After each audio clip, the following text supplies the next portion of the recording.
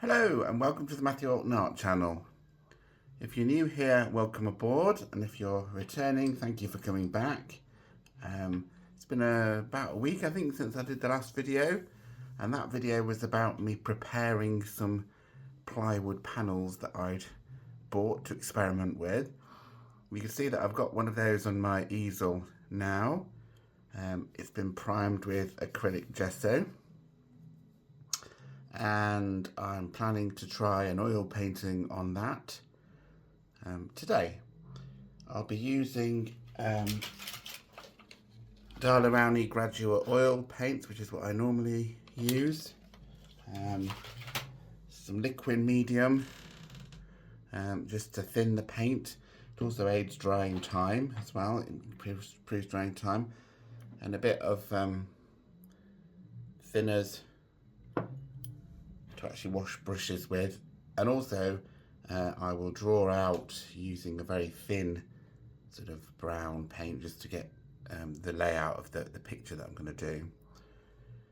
Talking of which, I've chosen a lighthouse in Whitehaven in Cumbria, a photograph that I took when I was on holiday up there a few months ago, partly because the topic for the fortnightly art challenge on the Patreon this fortnight is the sea.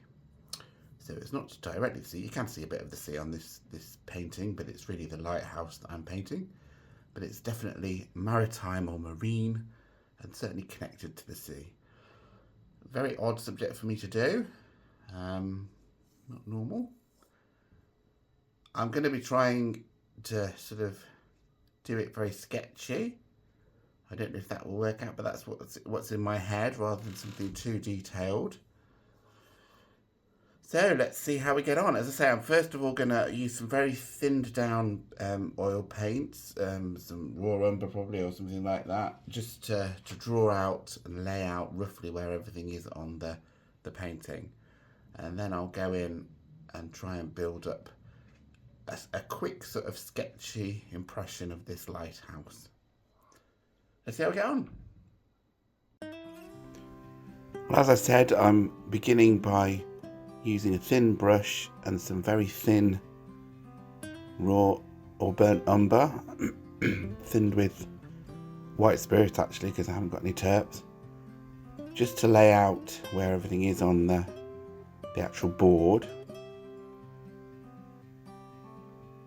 Can't really tell how it is to paint on the board yet, because of course I don't normally use such thin oil paints.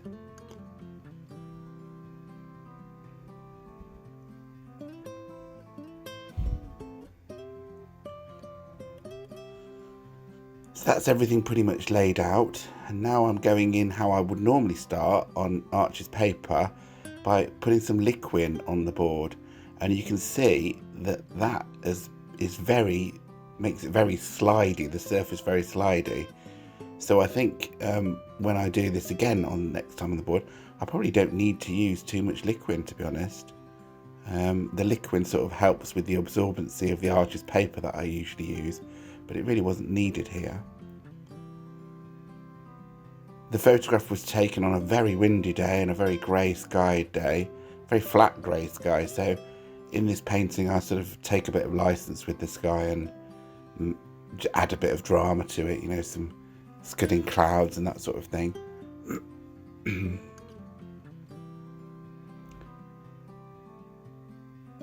you can see that I've covered the sky quite nicely without any liquid after that first little bit that I did on the right there.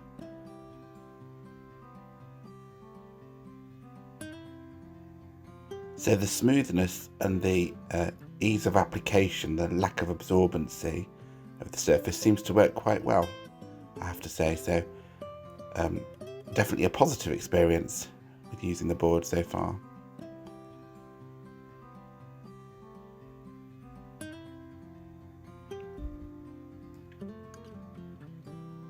It is still slightly absorbent. The gesso seems to be slightly absorbent, so it's drying quite quickly, although I'm applying paint very thinly still.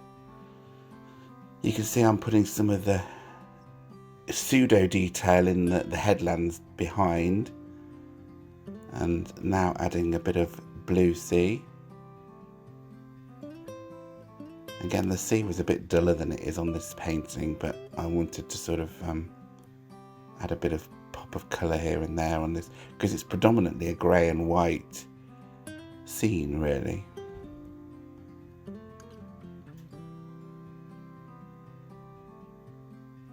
Just hinting at the details on and some rocks and stuff that you can see on the headlands behind, and just adding some sort of texture to the sea to indicate distant waves and stuff like that.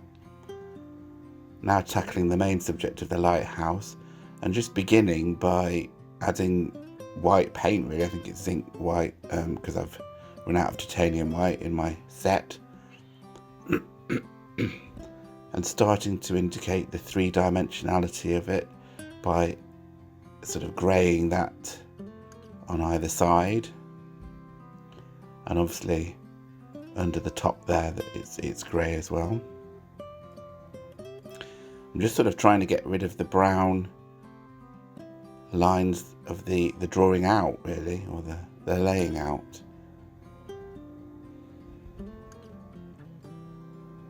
Part of the reason I like this scene is this pop of orange that's in various places on the painting.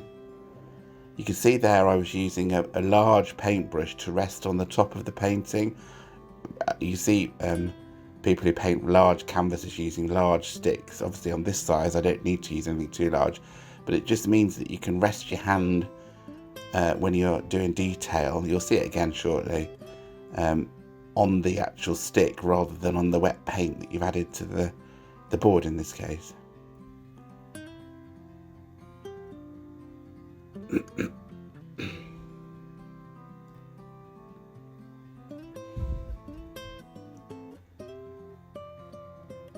Just trying to indicate very, very subtle stone block shapes on the lighthouse at this point, I think.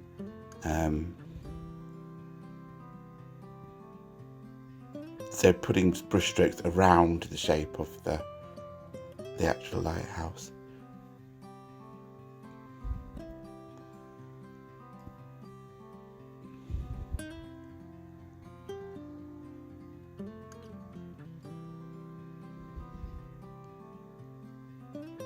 I'm sort of darkening the sky up there to sort of make the lighthouse stand out a bit more, as much as anything else.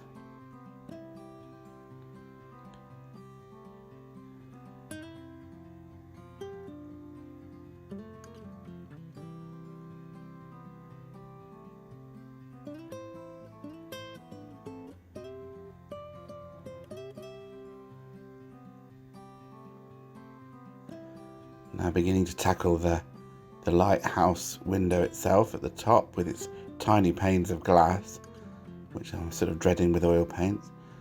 There you can see the large paintbrush that I'm leaning on, that's resting on the actual easel or the side of the painting.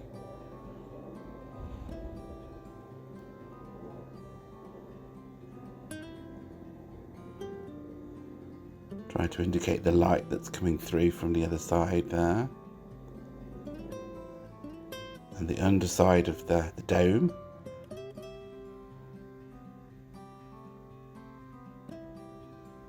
And now trying to put the railings on around the sort of balcony that's under the lighthouse itself.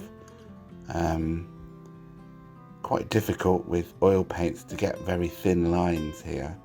So I'm just sort of trying to indicate it with as thin as I can, resting on the large paintbrush again, putting a sort of foghorn thing on there.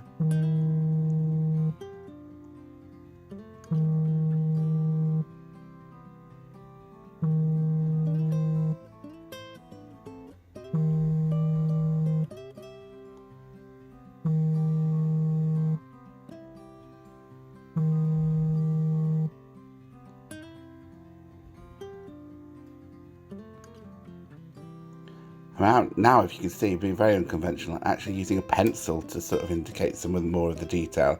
So I've used it to indicate the square panels of the glass at the top and the balustrade balcony, and there's actually some wrought iron seating around the bottom where the orange is on the bottom of the lighthouse. You know, I'm not one for rules here. I'm using pencil with my oil paint, so I suppose it's a mixed media painting at this point, but it sort of helped indicate some of the detail. Not used it greatly. I actually use it in the cobblestones later on as well, just to start indicating some detail. So here you can see that I'm sort of covering the cobbled stone area of the end of the pier here, and that it is made up of very large cobbles, and lots of water sitting in various puddles on that, because it had been a very wet day and a windy day as well. It was absolutely blowing a gale at the end here. And again, I'm using the pencil now to reiterate where everything is, just so I know where to put the paint in this sort of area.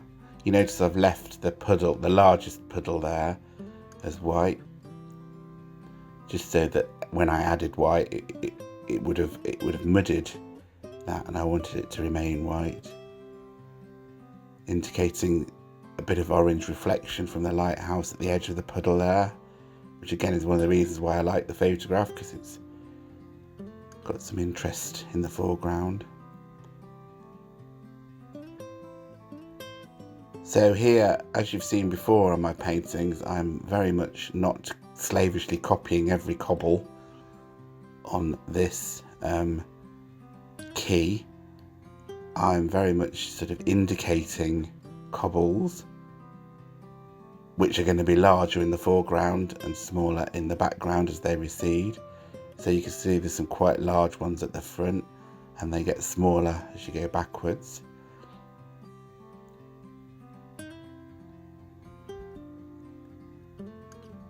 Adding some more puddles there in the cobbles.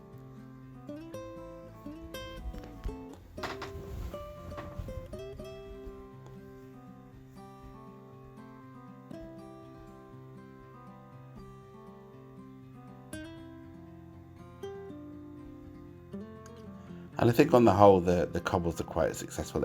I wanted a sketchy painting when I started, trying to indicate some darker bits in the cobbles now, because one of the issues I've got with this painting, I think, is it's quite tonally flat somehow. So I perhaps should have darkened a bit more, I don't know.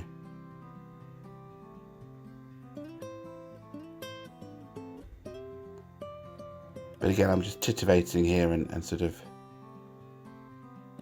giving the impression of what's on the photograph, not copying the photograph entirely. And I'm pretty much there now. I do, as I say, go into the cobbles area and add some sort of detail with pencil after the video finishes.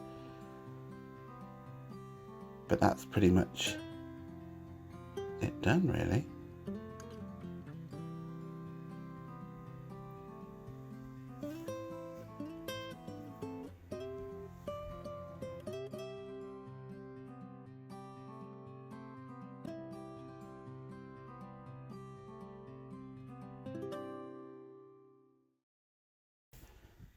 Well, this is the final painting. It was really an experiment in using ply panel, which was very much a success. I enjoyed the texture of that. I've learned something in that I don't think I need as much liquid as I normally would use on the paper. So the next time I probably won't use so much liquid. I might mix a bit in with the paint just to make it a bit more mobile, but I certainly won't cover the surface with any liquid as I started out with this one.